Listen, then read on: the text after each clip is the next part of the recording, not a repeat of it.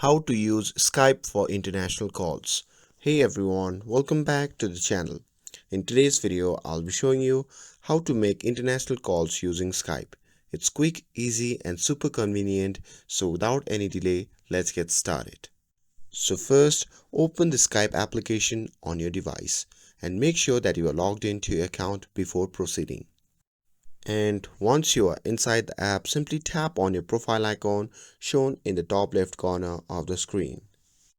And once you are in the menu section, simply tap on the Skype number or Skype to phone under the Skype phone section, and this is where you see your available Skype credit.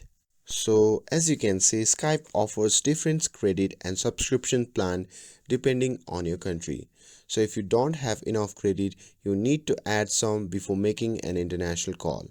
For example, if I want to add $9.47 worth of credit, I'll simply need to tap on add credit, and you need to add a credit or debit card to complete the transaction.